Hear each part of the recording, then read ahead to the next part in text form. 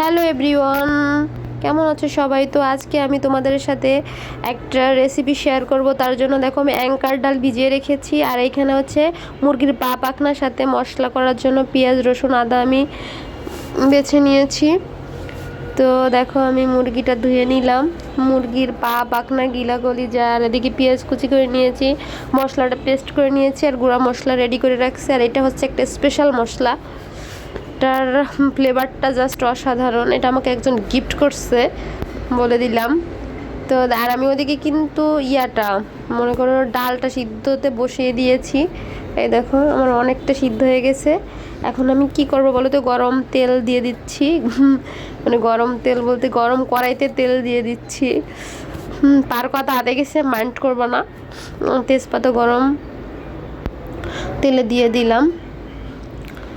এরপর আমি পেঁয়াজ কুচিটা দিয়ে দিব।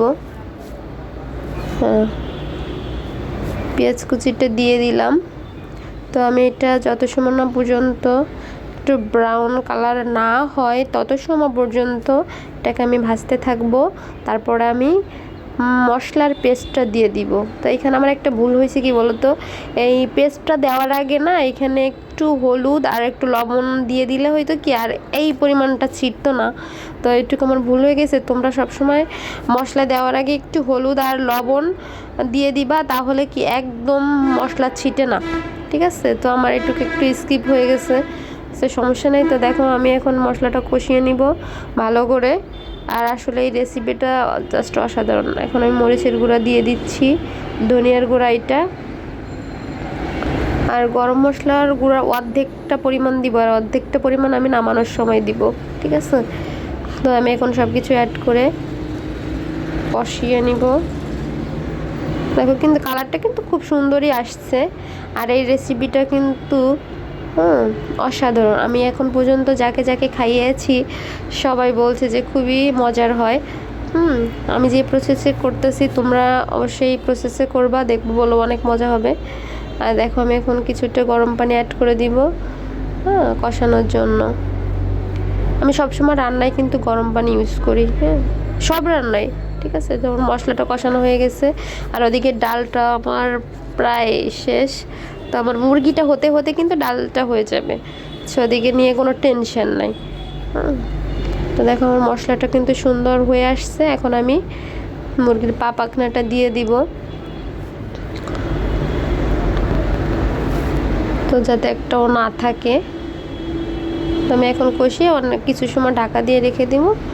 আর আমার ডালটা অলরেডি হয়ে গেছে, বুঝছো? ডালটা হয়ে গেছে, আমি নামিয়ে গরম জলটা বসিয়ে দিয়েছি, মাংসের দিতে সুবিধা হয়।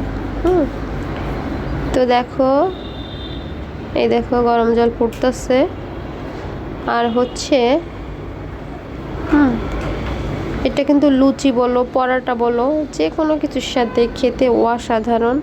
তো আমি এখন ডেকে দিচ্ছি, সিদ্ধ হওয়া পর্যন্ত থাক। তো দেখো আমার সিদ্ধ হয়ে গেছে, 99% মুরগি সিদ্ধ শেষ। এখন আমি এই যে সিদ্ধ করা ডালটা দিয়ে দিলাম।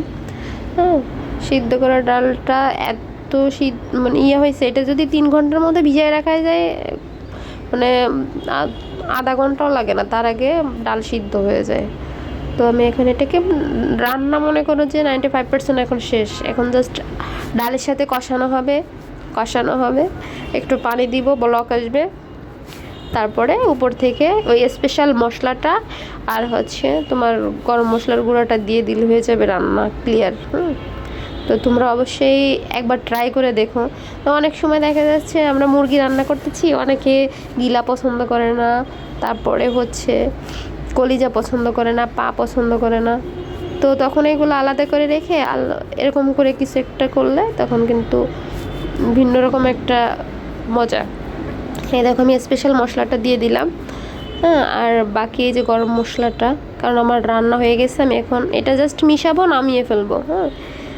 ঠিক আছে? তো দেখো প্রতিদিন কিন্তু একই রকম খাবার খেতে কারোরই ভালো লাগে না, তো একটু ভিন্ন রকম করলে বাচ্চারাও খেতে, আমার বাচ্চা কিন্তু খুবই পছন্দ করে, বিশেষ করে আমার মেয়ে। এটা রান্না হইলে তার আর কিছুই লাগে না, সে এটা এত পছন্দ করে।